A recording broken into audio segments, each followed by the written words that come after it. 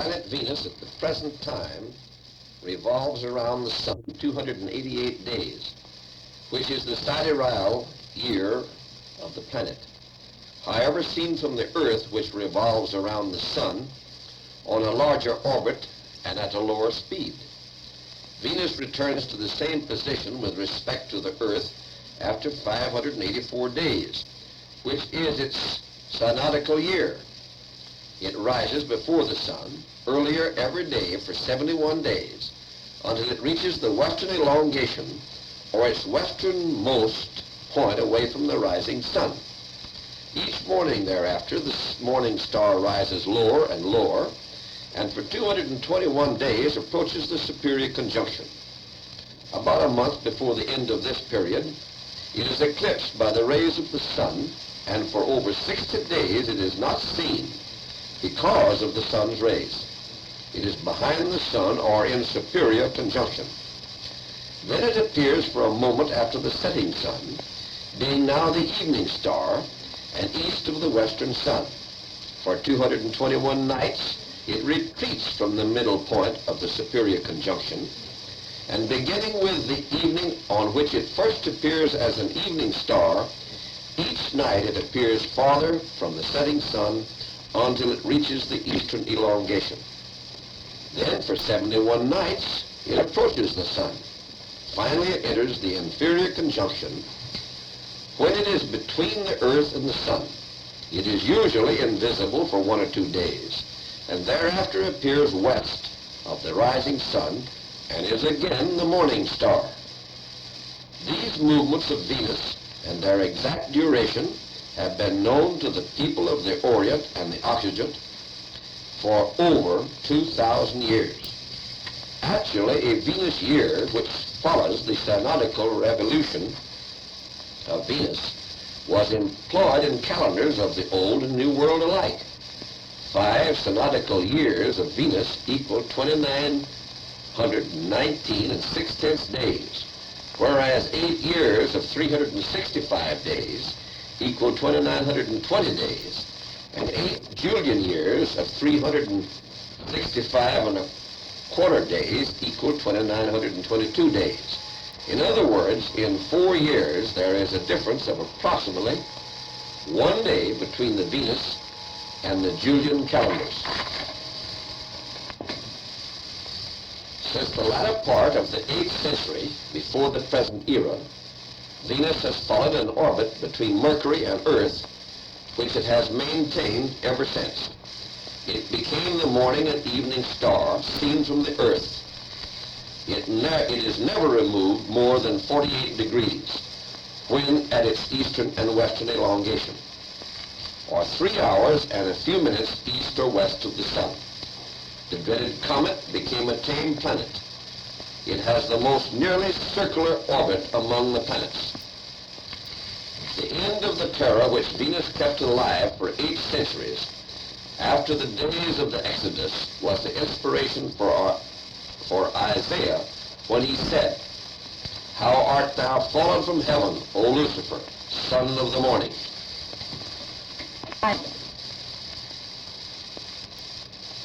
The sun has 9 planets.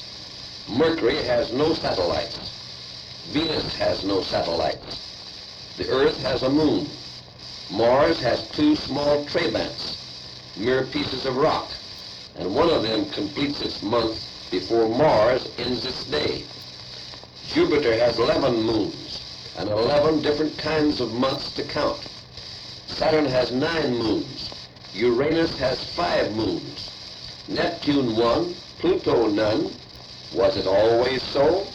Will it be so forever? The sun rotates in an easterly direction. All planets revolve in their orbits in the same direction, counterclockwise if seen from the north, around the sun. Most of their moons revolve counterclockwise in direct motion, but there are a few that revolve in the opposite direction in retrograde motion. No orbit is an exact circle. There is no regularity in the eccentrical shapes of the planetary orbits. Each elliptical curve verges in a different direction. It is not known for certain, but it is assumed that Mercury permanently shows the same face to the sun as our moon does with respect to the Earth. Information obtained by different methods of observation of Venus is contradictory. It is not known whether Venus rotates so slowly that its day equals its year, or so rapidly that the night side is never sufficiently cooled. Mars rotates in 24 hours, 37 minutes, 22 and 6/10 seconds, mean period, a period comparable to the terrestrial day. Jupiter, which in volume is 1,300 times larger than the Earth, completes a rotation in the short space of 9 hours and 50 minutes. What causes this variability?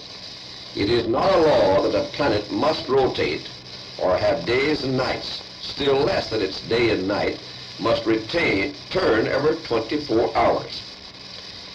If Pluto rotates from east to west, it has the sun rising in the west. Uranus has the sun rising and setting neither in the east nor in the west. So it is not a law.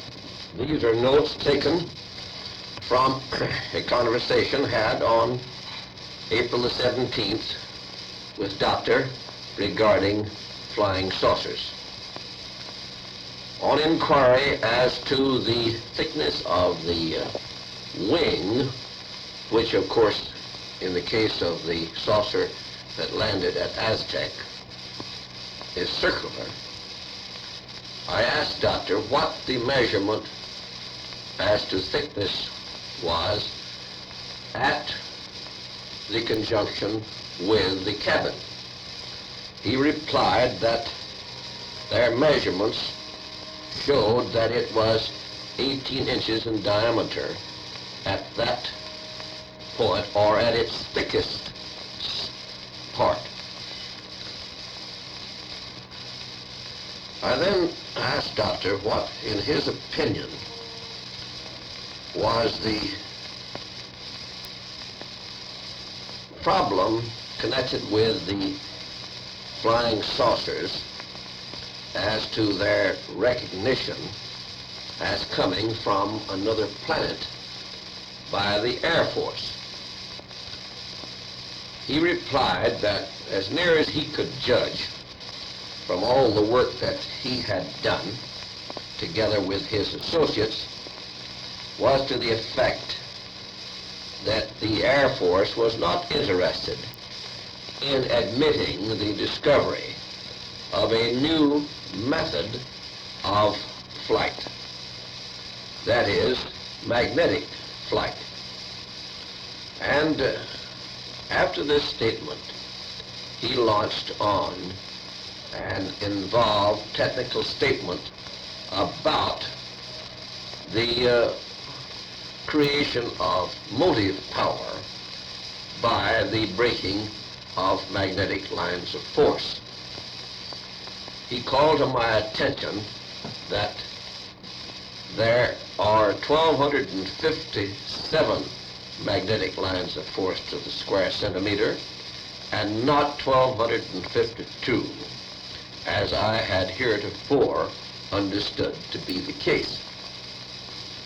He said that the crossing of two or more lines of force made it possible, in effect, to permit movement in a manner hitherto unknown in aerodynamics. He said, of course, you understand that the saucer-like construction is the most ideal type of a vehicle to move in the air. The fact that the saucer whirls is only for the purpose of balance, because there is not any thrust insofar as the wing surface is concerned. There is not any thrust by reason of any propeller, because there are no propellers. The result is that what actually happens is that the saucer, even though the wing part is whirling, the saucer actually crawls forward from one crossed magnetic line of force. Now, when you consider that 7 to the square centimeter and no 2 cross, we have the problem of combustion or propulsion or power created when they're crossed under control. Now, the successive crossing of these magnetic lines of force makes, of course, possible the speeding up of the whirling action of the plate or wing part of the saucer, and the saucer is attempting to get to the next succeeding lines of force, or perhaps we could say seeking to get into balance, because the magnetic lines of force not crossing, of course, are not disturbed. In other words, the ship is trying to get away from itself, or trying to get away from the position it finds itself in when combustive power is created by the crossing of magnetic lines of force. Now, we think in terms of electric current when it is produced in a wire as traveling in the wire itself, or, as some scientists put it, flowing through the wire. Well, this has never been conclusively proved, but we do know that where the electric energy is created at its source, the dynamo, it is transmitted through the wire, and the wire, of course, becomes a magnetic field, and at its various termini we have the use of it as electric lights or in other forms. Now, Doctor said, you must consider that the motive power of the saucer is what you might say in reverse as to electric energy in a wire. What we have here, he says, is energy existing and created without a wire and actually in the lines of force themselves. Now, the saucer being so regulated magnetically that it eternally tries to get away from its disturbed magnetic points, and thereby movement is created. When the saucer moves out of our atmospheric area of control, then of course we have no weight, we have no resistance, and all we have left is magnetic lines of force which are in an undisturbed state out to the point to where they come in contact with magnetic lines of force from another planet. And since these magnetic lines of force are identical, they act similar to the 2 north poles of any magnet. In other words, like poles, which is the first law of magnetism, repel. Therefore, the planet Venus, for example, as opposed to the planet Earth, each are held in their position by reason of their magnetic fields. All the planets move in their orbits in the same fashion. Now, we do not understand how these magnetic fields are created from the sun. We only know that they exist.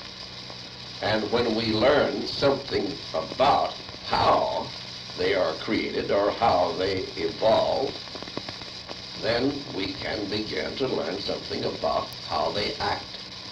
It is Doctor's opinion that we are 500 years behind the interplanetary visitors who have flown in here by reason of the fact that they now appear to come at will and return to their bases at will. They fly singly and in groups, and as reported at Farmington during the month of March, they appeared there in groups of hundreds. About that, which I'd like to have him repeat as to what it actually does with our state. These notes on the flying saucer story, which now is in its 3rd year, come from the highest sources we have in this country. The speakers are not permitted to air or exploit their particular skills by identifying their personalities in relation with their work. Magnetic hysteresis occurs when a ferromagnetic substance is subjected to a varying magnetic field and causes the magnetic induction to lag behind the changes in magnetizing force. Magnetic analysis. The separation of a stream of electrified particles by a magnetic field in accordance with their mass, charge, or speed. This is the principle of the mass spectrograph. Magnetic declination. The angle between true north, geographical, and magnetic north, the direction of the compass needle. This angle is different for different places and changes continuously with respect to time. Magnetic dip. The angle that the magnetic field of the Earth makes with the horizontal at a particular location, also called magnetic inclination. Magnetic field. A vector field of magnetizing force. As generally used, a magnetic field indicates the region throughout which the magnetizing force values are of significant magnitude with respect to the conditions under consideration.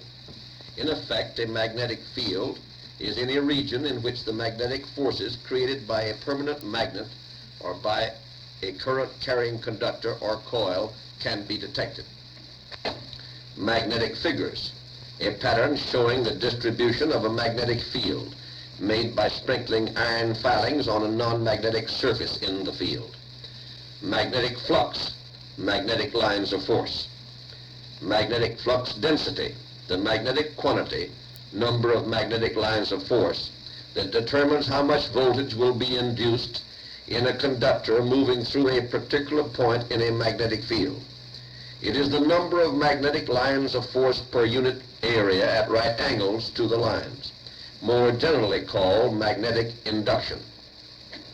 Magnetic lines of force, imaginary lines used for convenience to represent the direction in which magnetic forces are acting in a magnetic field and to represent the strength of the magnetic field.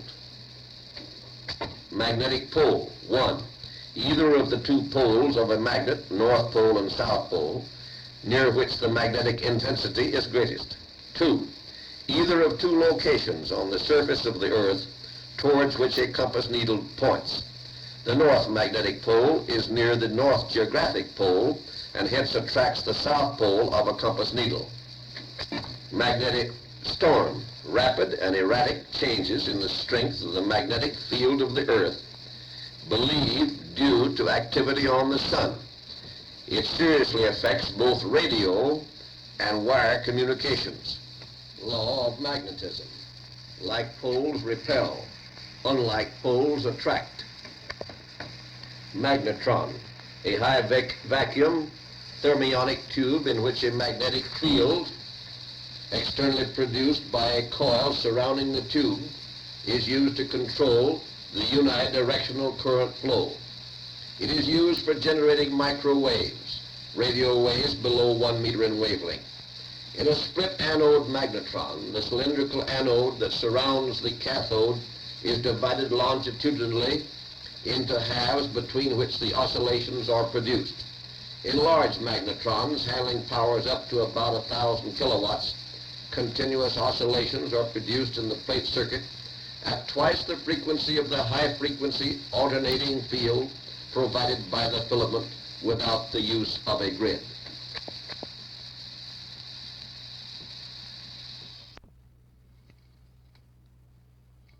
These definitions are from the highest authorities in the magnetic research field and are transmitted to Frank Scully to help him get a scientific basis for what he may be writing about flying saucers for Henry Holt and Company.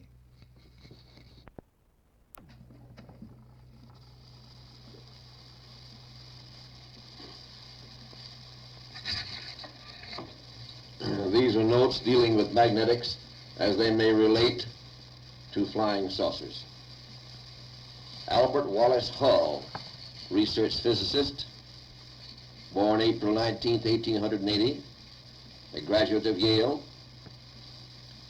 invented the magnetron, and in cooperation with Dr. F.R. Elder developed oscillators which produced 10 kilowatts at 50 kilocycles. It came into renewed prominence in 1928 with the discovery that magnetrons have split anodes. Having split anodes could generate very high frequencies. Since then, the magnetron has had many important applications. It depends on the fact that electrons can be altered in their path by a magnet. In ordinary electron tubes, the flow of electrons from the filaments to the plate is regulated by the change on the grid. In the magnetron, there is no grid, but the tube is in a magnetic field. As the intensity of the field increases, there comes a stage at which the electrons are curled back into the filament and never reach the plate. At this critical point, a slight change in the field produces a large change in the current carried by the tube. It is especially valuable for producing high-frequency oscillations used for generating ultra-short waves. The magnetron is a diode or thermionic tube having a straight axial cathode surrounded by a cylindrical anode. Its proposed use as a magnetic prospecting instrument derives from the fact that in the presence of a magnetic field, the electrons do not travel radially from the cathode to the anode. Instead, they spiral around the cathode in circular paths, and after a critical magnetic field intensity is reached, the electrons will return to the cathode without reaching the anode. At this field strength, the plate current will drop abruptly. The procedure in operating the instrument consists in decreasing the plate voltage on the diode until a voltage is reached at which the current falls off rapidly. The plate voltage at which this occurs is related to the critical field strength H by the relation H equals 6/72 V over R, where R is the radius of the anode. In practice, a compensation procedure is used, wherein the field to be measured is nullified by a known field produced by a Helmholtz coil arrangement. The magnetron is affected by the component of the Earth's field, which is parallel to its axis. Hence, the instrument theoretically may be used to measure any component of the Earth's field by suitable orientation. The sensitivity of the tube may be increased through regeneration by passing the plate current through an additional solenoid. Interesting experimental results have been obtained by using magnetic alloy field pieces to increase the effective magnetic field. We as a people are prone to think in terms of our so-called order of intelligence as having something to do with the physical size of our people. This is a strange procedure because looking at the peoples of this earth, they vary in sizes throughout the world. And the size of the people does not have anything to do with their grade or type of intelligence. The little people who have flown the spaceships are unquestionably of a high order of intelligence because of the fact that they have done what man on this planet has not been able to do. And as a result of this, we should not assume that they are not highly intelligent because of the fact that they are reported to be in size from 36 to 44 inches in height. The dinosaur ruling this planet for more than 50 million years was the largest land animal that has ever lived on this earth, and yet weighing in some cases as much as 60 tons. The total weight of the brain of the dinosaur was in many cases less than 1 pound. So size has nothing to do with brain power. Magnetic scientists delving and studying the flying of the flying saucers over the skies of this country have, of course, considered the proposition from many angles as to why these ships have seemed to appear at certain preferred places over the country. It is the opinion of some of these gentlemen that these people are making a study of the magnetic lines of force that encompass this planet, and as a result are actually doing an aerial geodetic survey.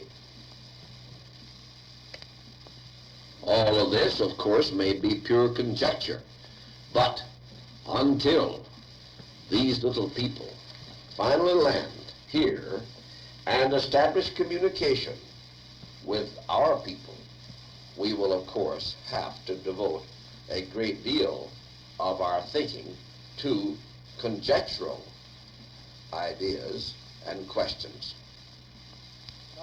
Only recently, it was reported that photographs had been made of these spaceships in the Antarctic.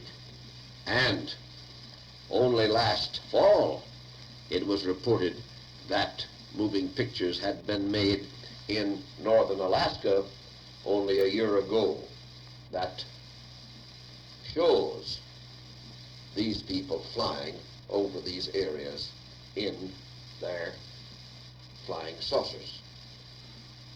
Unquestionably, they were making a study of the magnetic conditions surrounding the poles and the magnetic field conditions encountered there. And profits jump. The melody is get things started. Until magnetic scientists, as well as scientists in the electrical world, will come forward and show how it is possible to produce magnetically the various light conditions that have been reported as appearing on these visitors at nighttime. Blue lights, white lights, and different types of brilliancy have been reported. All of these conditions are well known to the magnetic and electrical scientists because they can be produced magnetically in the laboratory at will. University talk to timepieces discovered on these flying saucers. And it was reported that what appeared to be a magnetic timepiece was found because of the fact that the time it took for the markers on the timepiece in movement clockwise totaled a magnetic month, which is over 29 days and just less than 30. Unquestionably, time variations in the Earth's magnetic field has drawn the attention of these people in their flights over this planet. The secular variation, that is, the systematic change of the Earth's magnetism over long periods of time, is of slight importance in any study of applied geophysics. The diurnal variation, however, which appears to be a terrestrial phenomenon, varying chiefly with the position of the sun above the horizon, is ordinarily of such magnitude that it must be taken into account in nearly all applications of geomagnetics. For it has already been pointed out in this study that the sun's magnetic field is of great magnitude. Also, variations produced by magnetic storms, which are violent, occasional disturbances, lasting hours or days in some cases, must be taken in account of, because they may change the Earth's total field by as much as 1%. With When My Blue Moon Turns to Gold. Well, what would be more appropriate than going from the moon to talk about the sun? Here we have the melodies with Smiles Are Made Out of Sunshine. That travel round and around the sun, which